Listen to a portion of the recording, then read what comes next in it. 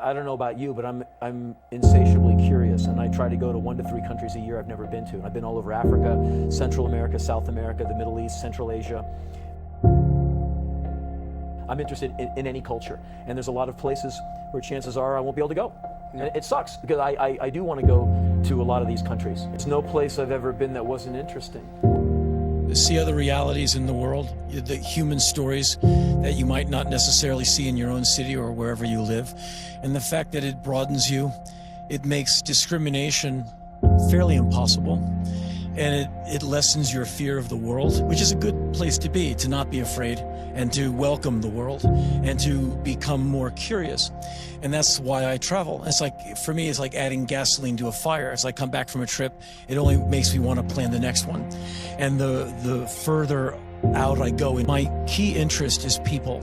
And so if I'm in a city like Hanoi, which is busy and loud and fun and very, picturesque, I'll just walk the streets, find any marketplace, because that's where it's happening. All the sights and smells, and everyone's voulez-vouing and hanging out. But you go to some parts of the world where it's very quiet. Parts of Indonesia, it's a softer, more low-key environment, and I'll just find paths. I'll go to villages. Like in Bangladesh, I go into slums, which are huge, and I'll spend days at a time in slums, wandering around, meeting the kids, taking photos, meeting people, trying to get an understanding. And that's far more quiet and very different. And so wherever the people are, that's where I'll go. And sometimes that takes me into jungle, rainforest, or a city, street cars and, a bunch of noise. You get so many years. You don't live to be 500 years. You get 75 good ones, and then you're in a diaper. Thing that's cooking with people, I gravitate towards that. A lot of my travel at this point is socio-eco-historical. I want to go where the last war was. I want to go where the water isn't anymore. I want to see what that's like. I want to see what globalization looks like over here. Conflict areas are of high interest to me, to see how people are getting along.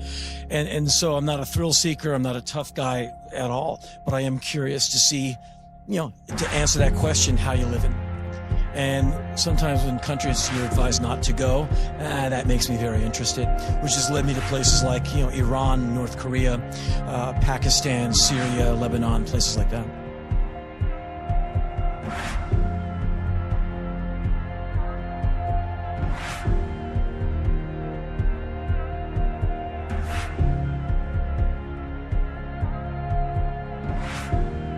I just figure we humans, we're occupying the place for a while. Like, you're not going to live forever. Neither am I. As dashing as I am, I'm not going to. But, and in that spirit, leave it looking good for the next gang who's going to come along. Because you're just passing through. So be humble, be kind. Not only to the people who are around today, but those who are coming down the trail. And hopefully they'll do that for those who come. And that's why I named the book Occupants. And the book is basically photos from everywhere from...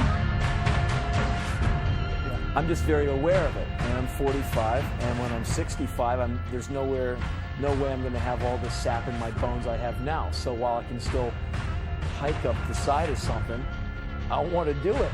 Because there's going to come a time when you're going to sit on the front porch, and you better have something to occupy your time between changings. Because there's going to be, I just don't want the woulda, shoulda, coulda thing to happen to me.